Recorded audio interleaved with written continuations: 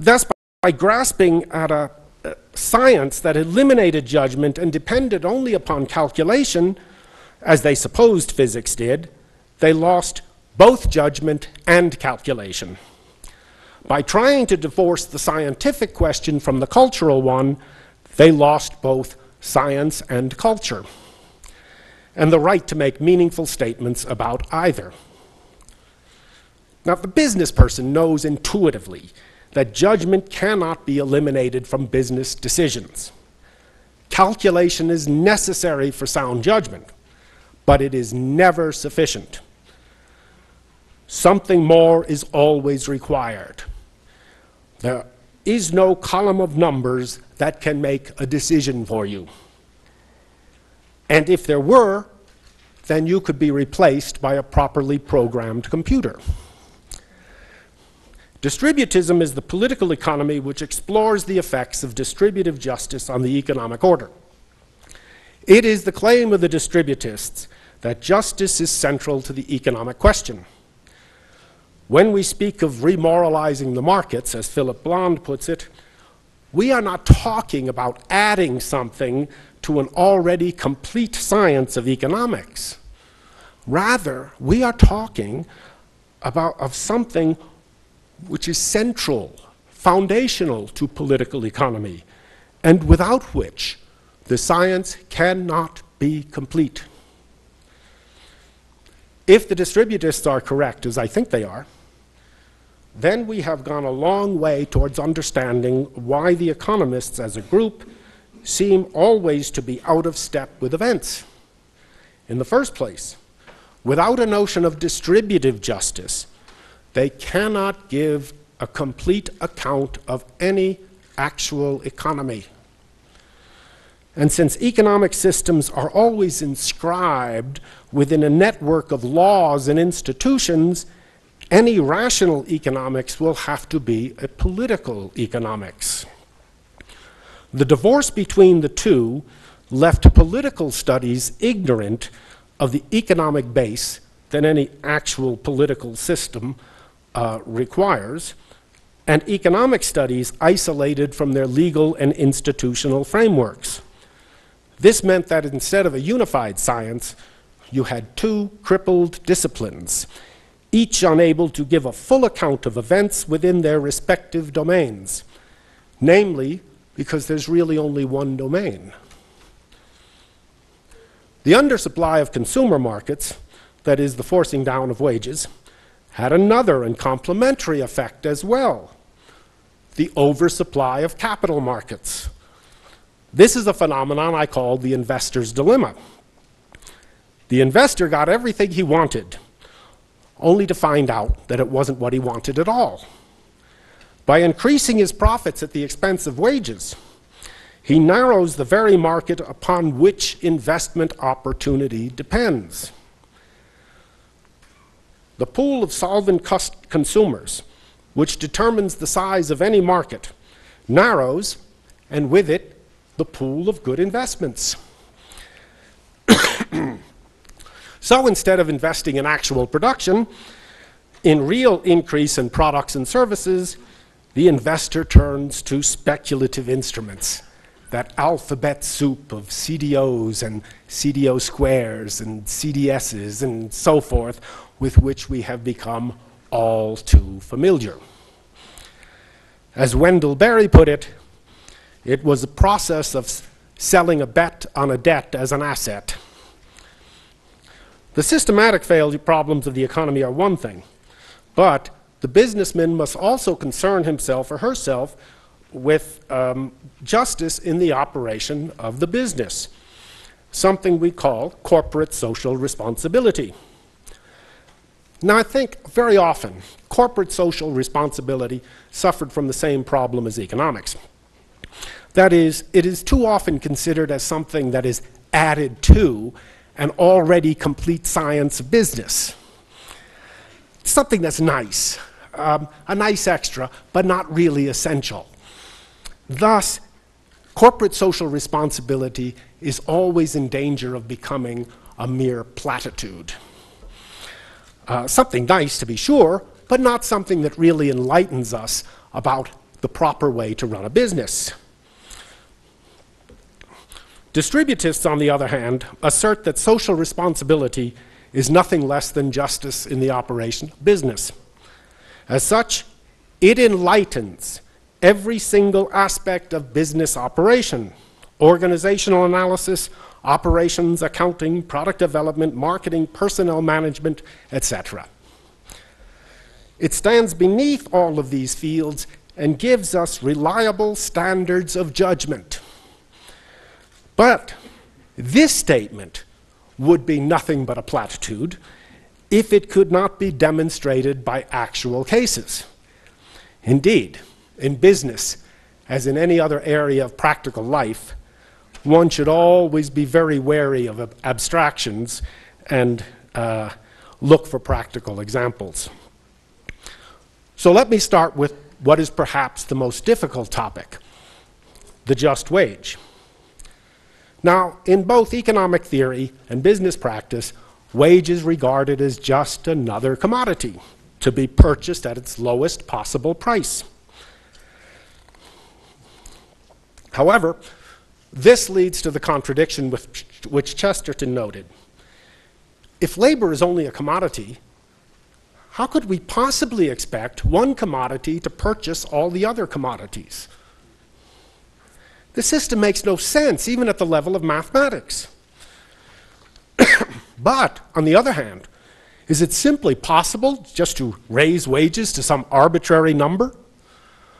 Obviously, neither solution makes sense. When we think about wages, there are, I think, three principles we must keep in mind. First is the principle of need, the principle of contribution, and the principle of economic order. Under the principle of need, we deal with what people need to survive, to subsist. And all people in this regard are more or less the same. And for most people, work is the only way they have of fulfilling those needs. In giving up his labor, the worker surrenders a portion of his life to the employer and has a just claim on whatever is necessary to support life for that portion of his life that he surrenders. Now, the principle of need treats each person as the same. And if we consider just need alone, all wages would be the same. However, that would not honor the fact that different people make differential contributions. Since people clearly make unequal contributions, the wage must recognize each person's uniqueness and individuality. For example, we can judge that the engineer makes a larger contribution to production than does the janitor. And we can compensate the engineer at a higher rate than the janitor. Of course, such wage differentials must reflect real contribution differences. They cannot be used as an excuse to loot the company.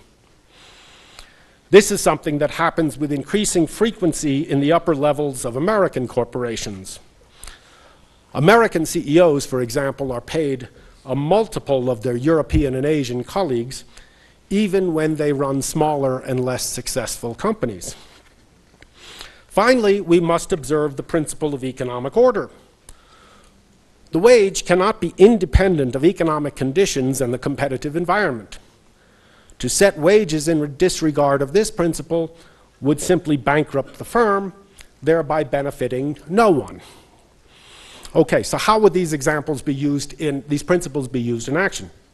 Well, let us take the case of the Rael Precision Manufacturing Corporation. Rael established a target wage for its lowest paid employees based on a rough idea of a reasonable standard of living. And in 1996, that was $10.91 an hour, or about $22,500 a year. However, Rael could not simply raise the minimum wage to this amount. To do so would simply put the entire company at risk, making everybody worse off.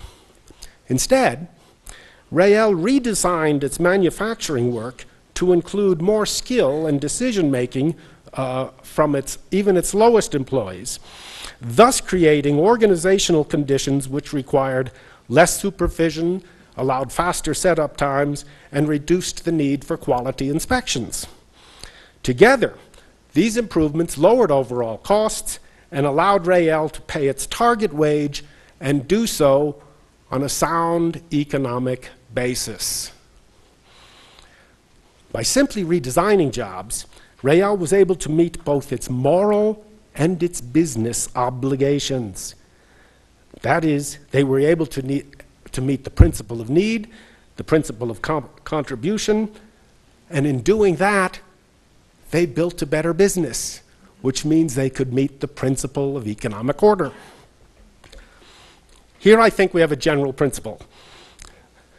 While a moral requirement might seem extrinsic to business, that is, something outside its proper realm, it is actually an intrinsic requirement of a sound economy, if the requirement is properly understood. This should not come as a surprise. All proper relations between human beings are regulated by justice. Business is certainly a set of human relations and is therefore properly regulated by justice.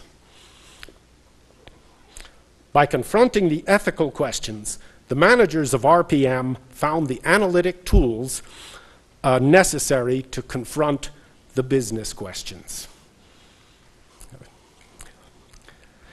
Another area that seems to defy any ethical element is organizational analysis.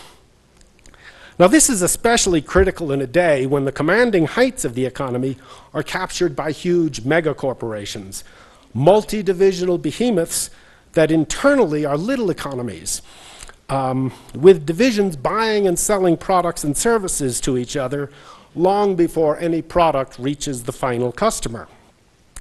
Indeed, work in these companies, as some of you may know, often resembles huge and impersonal socialist bureaucracy. This is not surprising because internally they are socialist economies. That is, the internal market in which the divisions must buy and sell is not a free market, but one directed by central planners. Prices between the divisions are set not by the market, but by the budget process. That is, by bureaucratic allocation, just as in the socialist ideal state. But without a market, how does anybody know how to price anything? Indeed, when one looks carefully at Hayek's criticism of socialist economies, one finds that it matches, point for point, the internal operations of a large multi-divisional corporation. Now, aside from the lack of internal markets, we can note many other similarities with Hayek's critique. I will mention just two of them here: information costs and the divorce of technical and entrepreneurial knowledge. In a large organization with a highly complex structure, there is a separation of knowledge from work and a distribution of the information spatially across many offices that may be separated by thousands of miles. But before any decisions can